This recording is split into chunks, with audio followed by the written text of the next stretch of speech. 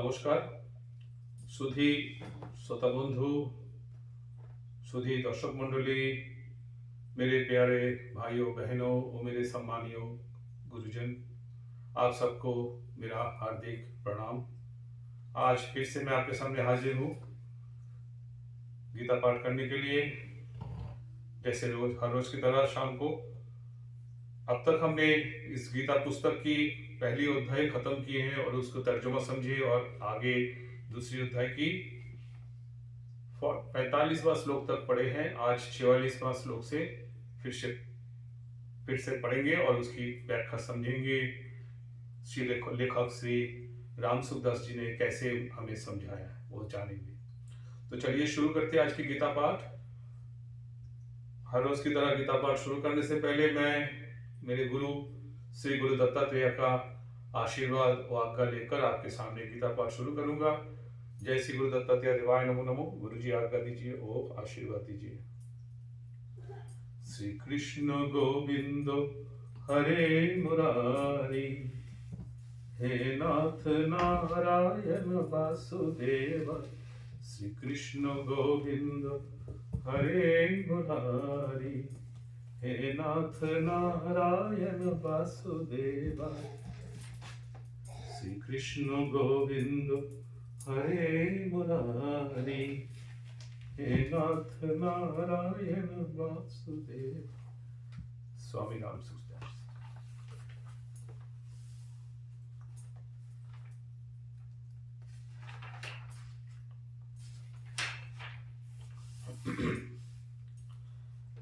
तो आइए चलिए शुरू करते हैं और जानते हैं श्लोक नंबर 46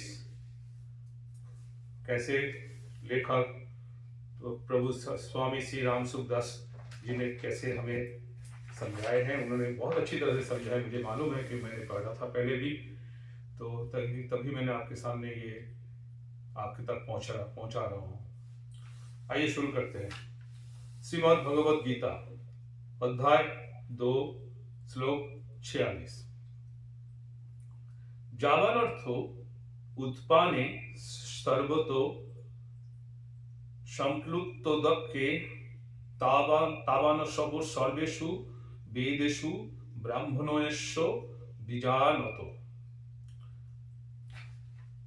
सब तरफ से परिपूर्ण महान जलाशय के प्राप्त होने पर छोटे जलाशय में मनुष्य का जितना प्रयोजन रहता है, अर्थात कुछ भी प्रयोजन नहीं रहता, वेदों और शास्त्रों के तत्व से जानने वाले ब्रह्मज्ञानी का संपूर्ण वेदों में उतना ही प्रयोजन रहता है, अर्थात कुछ भी प्रयोजन नहीं रहता। व्याख्या। जावानर्थो उत्पाने सर्वतो संप्लुतोदके, जल से सर्वथा परिपूर्ण स्वच्छ निर्मल महान सरोवर के प्राप्त होने पर मनुष्य के छोटे छोटे जलाशय को कुछ भी आवश्यकता नहीं रहती। कारण कि छोटे से जलाशय में अगर हाथ पैर धोए जाए तो उसमें मिट्टी धूल जाने से वो जल खाने के लायक नहीं रहता, स्नान के लायक नहीं रहता। और अगर उसमें स्नान किया जाए तो वो जल कपड़े धोने के लायक नहीं रहता, और यदि उसमें कपड़े धोए जाए तो वो जल पीने के लायक नहीं रहता। परंतु महान सरोवर के मिलने पर उसमें सब कुछ करने पर भी उसमें कुछ भी फर्क नहीं पड़ता, अर्थात उसकी स्वच्छता निर्मलता पवित्रता वैसे की वैसी ही बनी रहती है। तावान सर्वेषु वेदेषु ब्राह्मणस्य बीजानतो। ऐसे ही जो महापुरुष परमात्मा तत्व को प्राप्त हो गए हैं, उनके लिए वेदों में कहे हुए यज्ञ दान तप तीर्थ व्रत आदि जितने भी पुण्यकारी कार्य है, उन सब से उनका कोई मतलब नहीं रहता, अर्थात वो पुण्यकारी कार्य उनके लिए छोटे छोटे जलाशयों की तरह हो जाते हैं। ऐसा ही दृष्टांत आगे 70वें श्लोक में दिया है कि वो ज्ञानी महात्मा समुद्र की तरह गंभीर होता है। उसके सामने कितने ही भोग आ जाए, पर वो उसमें कुछ भी विकृति पैदा नहीं कर सकते।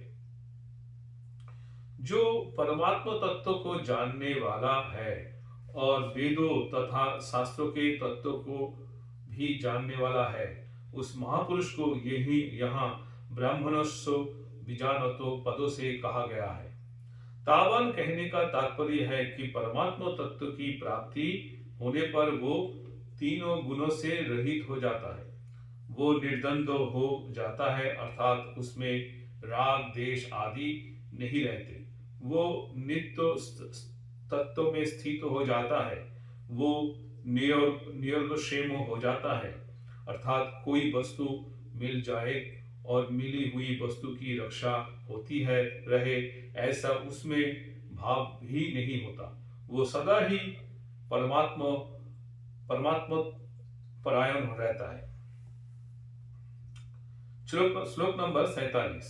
ये श्लोक थोड़ी सी बड़ी है, तो इसका व्याख्या भी काफी अच्छी है, तो चलिए जानते हैं। श्लोक number 47। Oh this is the ये श्लोक आप सब ने बहुत जानते होंगे। ये श्लोक बहुत फेमस है और सब हर जगह में आपको दिखते हैं होंगे, हर किसी एपिसोड में, टीवी सीरियल में, या कभी कोई गीता की बात हो तो ये श्लोक सबसे पहले आ जाते हैं। चलिए पढ़ते हैं श्लोक नंबर 47। कर्मण्य बाधिकारस्ते मां फलेषु कदाचन मां कर्म फल हेतु भूर्म ते संगस्त कर्म। कर्तव्य कर्म करने में ही तेरा अधिकार है, फलों में कभी नहीं।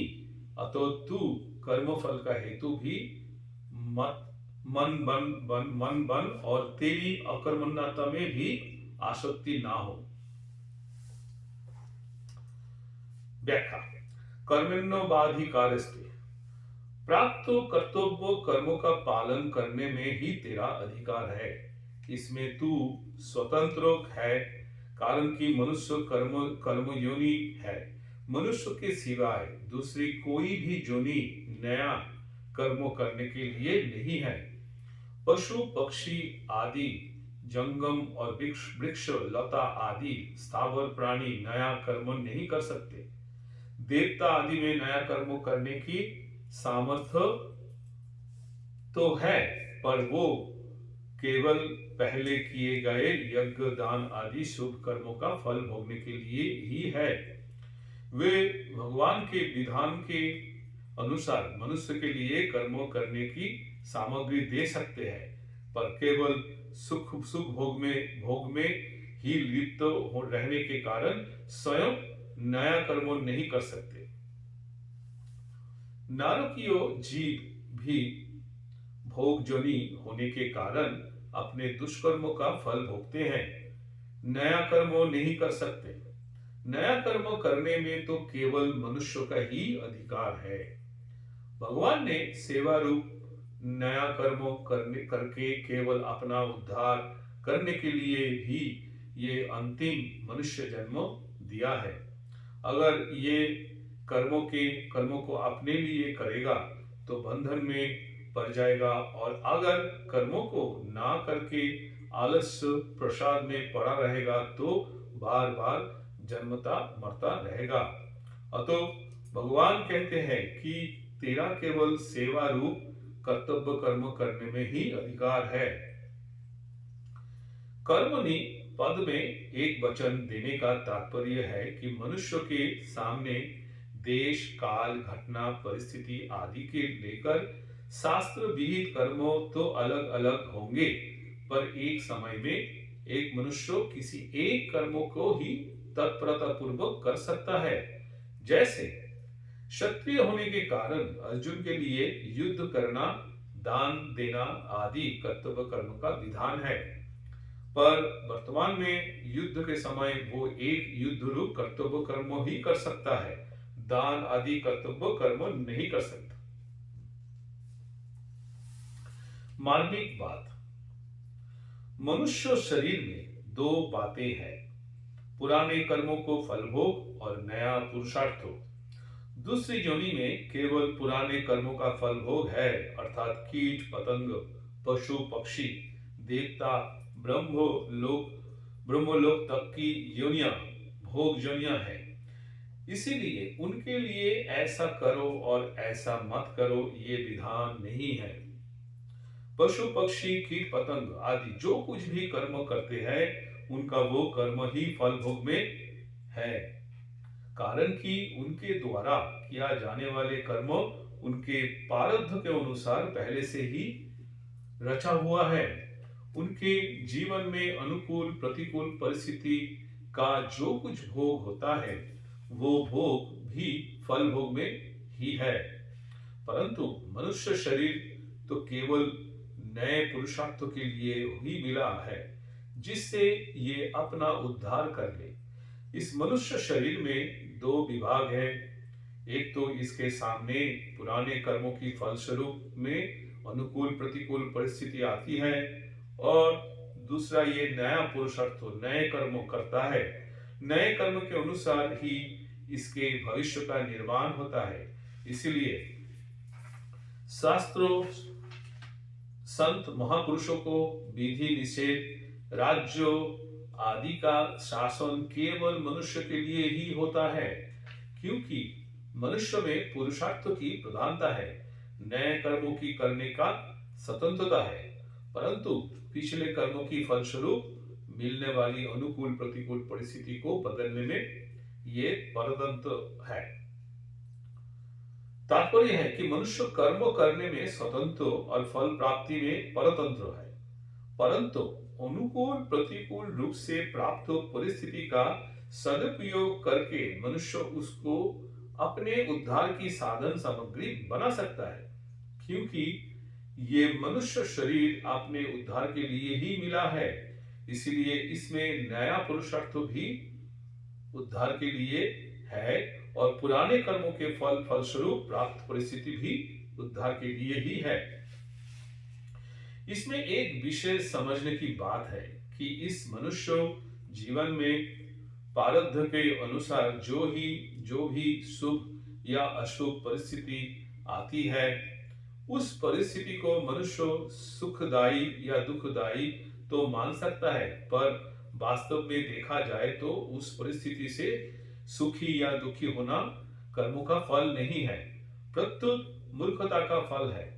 कारण कि परिस्थिति तो बाहर से बनती है और सुखी दुखी होता है ये स्वयं उस परिस्थिति के साथ तादात्म्य करके ही ये सुख दुख का भोक्ता बनता है। अगर मनुष्य उस परिस्थिति के साथ तादात्म्य ना करके उसका सदुपयोग करे तो वही परिस्थिति उसका उद्धार करने के लिए साधन सामग्री बन जाएगी। सुखदायी परिस्थिति का सदुपयोग है दूसरों की सेवा करना, और दुखदायी परिस्थिति का सदुपयोग है सुखभोगी का इच्छा का त्याग करना। दुखदायी परिस्थिति आने पर मनुष्य की कभी भी घबराना नहीं चाहिए, प्रत्युत ये विचार करना चाहिए कि हमने पहले सुख भोग की इच्छा से ही पाप किए थे और वे ही पाप दुखदायी परिस्थिति के रूप में आकर नष्ट हो रहे हैं। इसमें एक लाभ ये है कि उन पापों को प्रायश्चित हो रहा है और हम शुद्ध हो रहे हैं। दूसरा लाभ ये है कि हमें इस बात की चेतावनी मिलती है कि अब हम सुख भोग के लिए पाप करेंगे तो आगे ही भी इसी प्रकार दुखदायी परिस्थिति आएगी। इसीलिए सुख भोग की इच्छा से अब कोई काम करना ही नहीं है, प्रत्युत प्राणी मात्रों के हित के लिए ही काम करना है। तात्पर्य ये हुआ कि पशु पक्षी कीट पतंगों आदि योनियों के लिए पुराने कर्मों का फल और नए कर्मों ये दोनों ही भोग स्वरूप में है, और मनुष्य के लिए पुराने कर्मों का फल और नया कर्मों मीन्स पुरुषार्थ ये दोनों ही उद्धार के साधन है। मां फलेषु कदाचन, फल में तेरा किंचित मात्र भी अधिकार नहीं है, अर्थात फल की प्राप्ति में तेरी स्वतंत्रता नहीं है, क्योंकि फल का विधान तो मेरे अधीन है। अतो फल की इच्छा ना रखकर कर्तव्य कर्म कर। अगर तू फल की इच्छा रखकर कर्म करेगा तो तू बंध जाएगा। फले सक्तो निबद्धते। कारण की फलेच्छा अर्थात भोक्ति तत्व पर ही कर्तृत्व टिका हुआ है, अर्थात भोक्ति तत्व से ही कर्तृत्व आता है। फलेच्छा सर्वदा मिटने से कर्तृत्व मिट जाता है, और कर्तृत्व मिटने से मनुष्य कर्मों करता हुआ भी नहीं बनता। भाव ये हुआ कि वास्तव में मनुष्य कर्तृत्व में उतना फंसा हुआ नहीं है जितना फलेच्छा अर्थात भोक्तृत्व में फंसा हुआ है। दूसरी बात, जितने भी कर्म होते हैं वो सभी प्राकृतिक पदार्थों और व्यक्तियों की संगठन से ही होते हैं। पदार्थों और व्यक्तियों के संगठन के बिना स्वयं कर्मों कर ही नहीं सकता। अतः इनके संगठन के द्वारा किए हुए कर्म का फल अपने लिए चाहना ईमानदारी नहीं है। अतः कर्म का फल चाहना मनुष्य के लिए हितकारक नहीं है। फल में तेरा अधिकार नहीं है। इससे यह बात सिद्ध हो जाती है कि फल के साथ संबंध जोड़ने में अथवा ना जोड़ने में मात्र मनुष्य स्वतंत्र है, सबल है। इसमें वो पराधीन और निर्बल नहीं है। फलेषु पद में बहुवचन देने का तात्पर्य है कि मनुष्य कर्म तो एक करता है पर उस कर्मों के फल अनेक चाहता है। जैसे मैं अमुक कर्म कर रहा हूं तो इससे मेरे को पुण्य हो जाए, संसार में मेरी कीर्ति हो जाए, लोग मेरे को अच्छा समझे, मेरा आदर सत्कार करे, मेरे को इतना धन प्राप्त हो जाए, आदि आदि। निष्काम होने के उपाय, एक, कामना पैदा होने से अभाव होता है। कामना की पूर्ति होने से परतंत्रता और पूर्ति ना होने से दुख होता है, तथा कामना पूर्ति का सुख लेने से नई कामना की उत्पत्ति होती है और सकाम भाव पूर्वक नए नए कर्म करने की रुचि बढ़ती चली जाती है। ऐसा ठीक ठीक समझ लेने से निष्कामता स्वतः आ जाती है। 2, कर्म नित्य नहीं है, क्योंकि उनका आरंभ और अंत होता है, तथा उन कर्मों का फल भी नित्य नहीं है, क्योंकि उनका भी संयोग और वियोग होता है, परंतु स्वयं नित्य है। अनित्य कर्मों और कर्मों फल से नित्य स्वरूप की कोई लाभ नहीं होता। ऐसा ठीक समझ लेने से निष्कामता आ जाती है। निष्काम होने से संसार के संबंधों छूट जाता है और परमात्मा तत्व की प्राप्ति हो जाती है। कर्म में निष्काम होने के लिए साधक में तेजी का विवेक भी होना चाहिए और सेवा भाव भी होना चाहिए, क्योंकि इन दोनों के होने से ही कर्म योग ठीक तरह से आचरण में आएगा। नहीं तो कर्म हो जाएंगे पर योग नहीं होगा। तात्पर्य है कि आपने सुख आराम का त्याग करने में तो विवेक की प्रधानता होनी चाहिए और दूसरों के सुख आराम पहुंचाने में सेवा भाव की प्रधानता होनी चाहिए। मां कर्म फले हेतु भू, तू कर्मफल का हेतु भी मत बन। तू कर्मफल का हेतु भी मत बन। तात्पर्य यह है कि शरीर, इंद्रियां, मन, बुद्धि आदि कर्म सामग्री के साथ अपनी किंचित मात्र भी ममता नहीं रखनी चाहिए, क्योंकि इनमें ममता होने से मनुष्य कर्म फल का हेतु बन जाता है। आगे 5वें अध्याय के 11वें श्लोक में भी भगवान ने शरीर, मन, बुद्धि और इंद्रियों के साथ केवल केवले पद देकर बताया है कि शरीर आदि के साथ किंचित मात्र भी ममता नहीं होना चाहिए। शुभ क्रियाओं में फल की इच्छा तो शुभ क्रिया में फल की इच्छा ना होने पर भी मेरे द्वारा किसी का उपकार हो गया, किसी का हित हो गया, किसी को सुख पहुंचा, ऐसा भाव हो जाता है तो ये कर्मफल का हेतु बनता है। कारण कि ऐसा भाव होने से शुभ कर्म के साथ और मन, बुद्धि, इंद्रियों आदि के साथ संबंध हो जाता है, जो कि असत का संग है। वास्तव में अंतःकरण, बहिकरण और क्रियाओं के साथ हमारा कोई संबंध नहीं है। इनका संबंध समष्टि संसार के साथ है। जैसे दूसरे किसी व्यक्ति के द्वारा दूसरे किसी का हित होता है तो उसमें हम अपना संबंध नहीं मानते, उसमें अपने को निमित्त नहीं मानते। ऐसे ही अपने कहलाने वाले शरीर आदि से किसी का हित हो जाए तो उसमें अपने का निमित्त ना माने। जब अपने को किसी भी क्रिया में निमित्त हेतु नहीं मानेंगे तो कर्मफल का हेतु भी नहीं बनेंगे।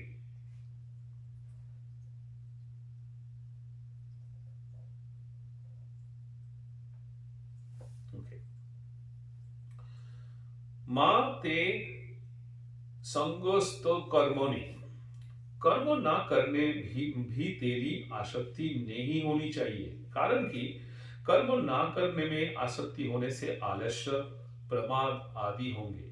कर्म फल में आसक्ति रहने से जैसा बंधन होता है वैसा ही बंधन कर्मों ना करने में आलस्य, प्रमाद आदि होने से होता है।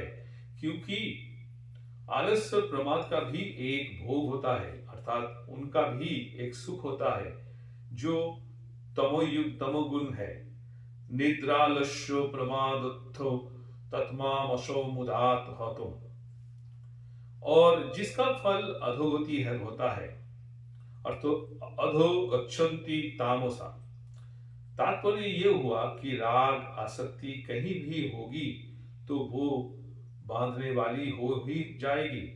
कारणं गुण संगस्सो सत्सधो जन्मोसु, कर्म रहित होने से हमें लौकिक लाभ होगा, संसार में हमारी प्रसिद्धि होगी आदि कोई सांसारिक प्रयोजन भी नहीं होना चाहिए।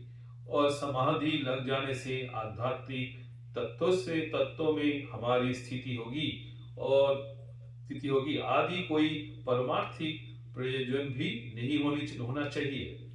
तात्पर्य है कि कर्मों ना करने से सांसारिक और पारमार्थिक उन्नति होगी। ये भी कर्मों ना करने में आसक्ति है, क्योंकि वास्तविक तत्व कर्म करने और ना करने से अतीत है। इस श्लोक में भगवान का ये तात्पर्य मालूम देता है कि परिवर्तनशील वस्तु, व्यक्ति, पदार्थों, क्रिया, घटना, परिस्थिति, अवस्था, स्थूल, सूक्ष्म, कारण, शरीर आदि के साथ साधक की सर्वथा निर्लिप्तता होनी चाहिए। इनके साथ किंचित मात्र भी किसी तरह का संबंध नहीं होना चाहिए। इस श्लोक के 4 चरणों में 4 बातें आई है। चलिए सुनते हैं वो 4 चरण। 1, कर्म करने में ही तेरा अधिकार है। 2, फल में कभी तेरा अधिकार नहीं है। 3, तू कर्म फल का हेतु भी मत बन।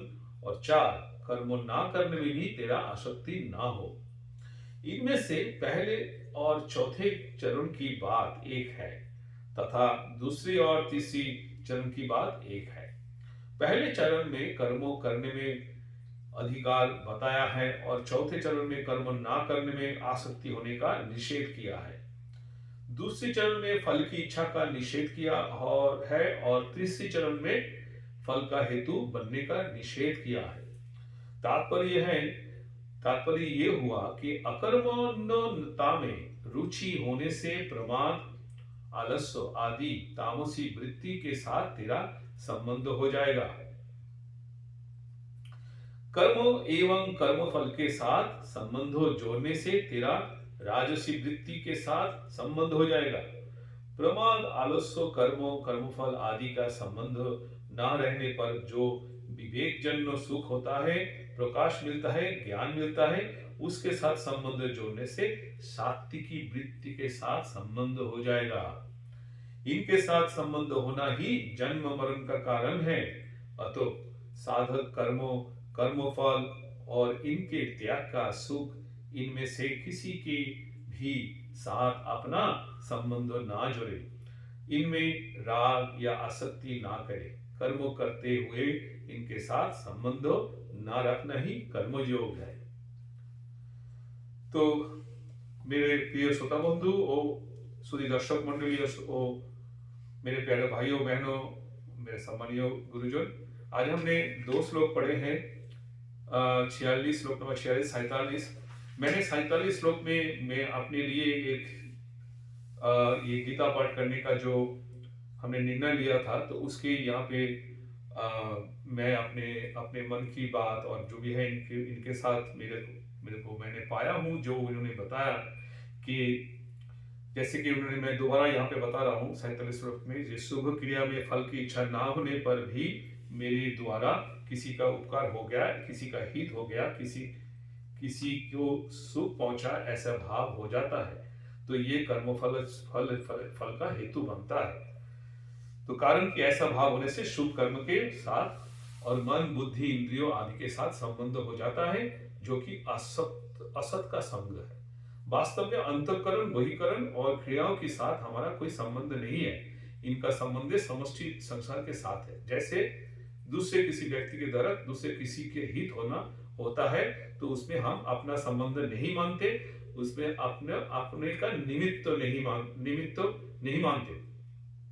ऐसे ही अपने कहलाने वाले शरीर आदि से किसी का हित हो जाए, तो उसमें अपने को निमित्त ना माने। तो यहाँ पे तो जैसे कि निमित्त, मैं ये बोलना चाहता था, मैं ये समझ के बताना चाहता था कि जैसे कि मैंने भी ये सोचा कि मैं एक निमित्त बनूं, ये गीता पाठ की जो पुस्तक की जो लिखाई हुई है, जो व्याख्या की गई है, ये हम आप तक पहुंचाए। इसके अलावा मेरा कोई उद्देश्य नहीं है। मैं चाहता हूं कि शायद कल हम रहे या ना रहे, जब तक मेरे ये पास ये किताब है, मैं जानता हूं और मेरे को मैं पढ़ सकता हूं, तो मैं क्यों ना आज हमारे पास इतना सुंदर एक जरिया है, जो कि इंटरनेट के थ्रू ये हम कहीं भी पहुंच जाते हैं। हमारा बात, हमारे छवि, हमारे कुछ सब लोग, मैंने देखा बहुत सारे लोग बहुत सारे अच्छे काम कर रहे हैं, अच्छी बातें सबको सिखा रहे हैं, पहुंचा रहे, नॉलेज दे रहे हैं। तो मैं भी तभी सोचा कि चलो ठीक है, मैं पढ़ लेता हूँ, हो सकता है आप लोगों को अच्छा लगे, आप लोग सुने, कोई ना कोई तो सुनेंगे, और जिसको सुनेंगे तो उनको शायद सुनने के बाद अच्छा लगे, आनंद लगे, उनको पढ़ने का जरूरत नहीं पड़ रही होंगी, और या उसके पास ये पुस्तक नहीं है, कुछ भी हो सकते हैं। तो मैं अपना यहाँ पे मैं वही बनना चाहता हूँ, मैं एक निमित्त बनना चाहता हूँ, बाकी मेरे इसमें कोई भी अभिलाषा नहीं है। और मैं चाहता हूँ कि मैं निमित्त बन के ये गीता पुस्तक की जो भावार्थ प्रभु श्री स्वामी राम सुखदास जी ने लिखा है, वो आप तक पहुंच जाए। तो आज मैं अपना गीता पाठ यहीं पे समाप्त करता हूँ। मुझे आज्ञा दीजिए, और अगर आपको अच्छा लगे ये गीता पाठ सुनने में, और तो प्लीज आप लोग एक दूसरे को फॉरवर्ड कीजिए, ताकि जिनको हो सकते हैं, जिनको आप फॉरवर्ड कीजिए उनको भी अच्छा लगे, और उसके लिए आप भी एक निमित्त बन जाएंगे किसी अच्छे कर्म के, और कर्म के जो जिसका फल आपको नहीं देखना है, जब आपने आपके किए हैं उसके लिए आपके अच्छा फल मिलेगा, ये नहीं है जैसे कि हमने भी ऐसे सोचा है। तो और लाइक कीजिए, और कुछ आपको जो भी कुछ कमेंट है, आपको अच्छा बुरा कुछ भी कह सकते हैं, मैं बुरा नहीं मानूंगा, मैं उसको स्वीकार करूंगा। तो मैं दोबारा बता देता हूँ, मेरा हिंदी प्रोनाउंसिएशन ठीक नहीं है, मुझे मालूम है, क्योंकि मैं हिंदी भाषी नहीं हूँ, मैं हिंदी में पढ़ाई लिखाई नहीं किए थे। मैं बंगाली हूँ, उसके बाद इंग्लिश में भी पढ़ाई किए हैं, ठीक है। तो मेरे को थोड़ा समझने में या अक्षर समझने में थोड़ी सी दिक्कत होती है मैं कभी कभी, तो मुझे आप अपने गुण से मुझे माफ कर दीजिएगा। कोशिश करता हूँ कि ठीक से पढ़ूँ, जितना हो जाए। तो और संस्कृत तो पढ़ी ही नहीं है, लेकिन एक साल पढ़े थे बहुत साल पहले, जब हम क्लास 6 या 7 में थे, तब एक साल हमारे पास संस्कृत का सब्जेक्ट था। तो तब की बात और है, अब की बात और है। तो हो सकता है आपको मुझे अच्छा लगा, कहीं कभी कभी लगा ऐसे कि मेरा प्रोनाउंसिएशन ठीक नहीं, तो प्लीज क्षमा कर दीजिएगा आपके गुण से। तो खत्म करने से पहले हर रोज की तरह मैं अपने गुरु श्री गुरु दत्तात्रेय और श्री कृष्ण से अनुरोध करता हूँ कि आप सबकी, वो आप सब मेरे जो श्रोता बंधु है, जो भी सुनते हैं सबकी, और जो भी ना भी सुनते हैं, उन सबको भी ऊपर उनकी कृपा वर्षा रखे, सबको आशीर्वाद दे, सबकी कल्याण करे, सबकी मनोकामना पूर्ण करे, और सबके लिए सुख समृद्धि बनी रखे। जय श्री गुरु दत्तात्रेय देवाय नमो। ओम जय श्री कृष्ण। श्री कृष्ण गोविंद हरे मुरारी, हे नाथ नारायण वासुदेव। श्री कृष्ण गोविंद हरे मुरारी, हे नाथ नारायण वासुदेव।